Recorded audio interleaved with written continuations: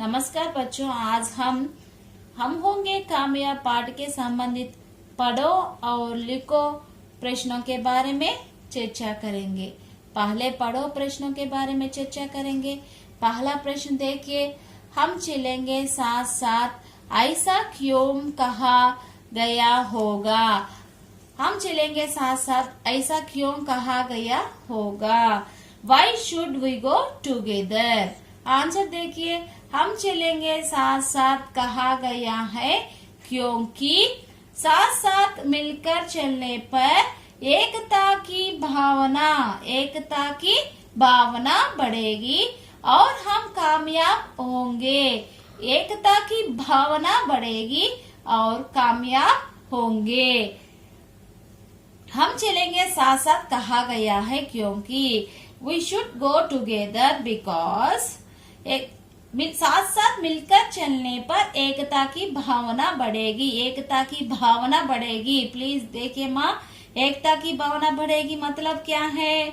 Sense of unity will increase और and हम कामयाब होंगे। We will succeed.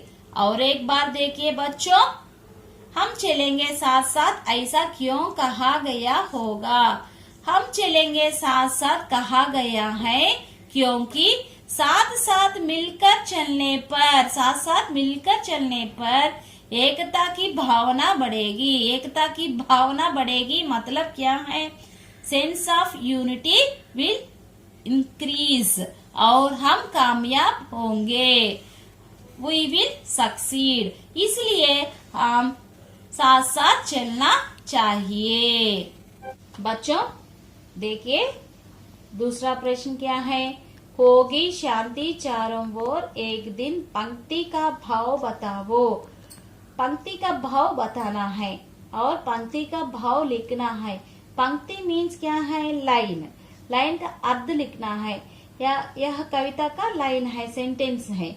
हमें इसका अर्थ लिखना है हिंदी में। होगी शांति चारों ओर एक दिन, पंक्ति का भाव है कि दैट इज एक दिन चारों ओर शांति होगी। एक दिन चारों ओर शांति होगी।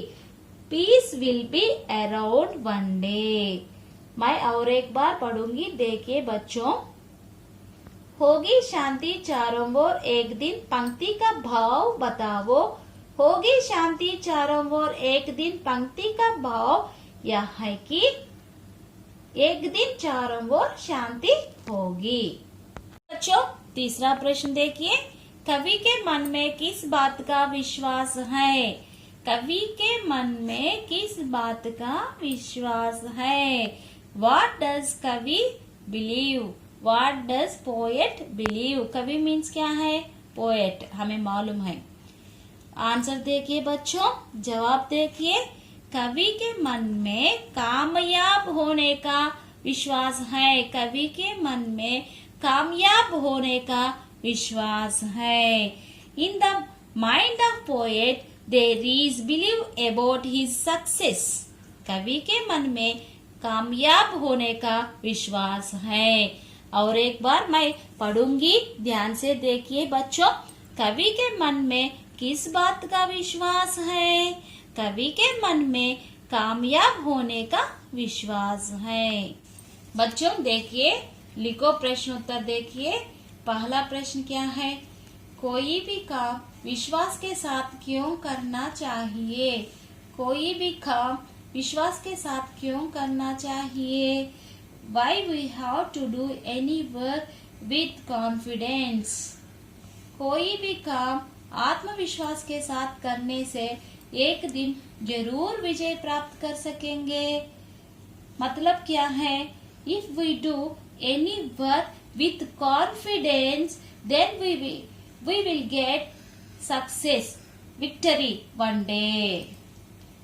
कितना मुश्किल काम होने पर भी विश्वास हो तो बहुत सरल बन जाती है।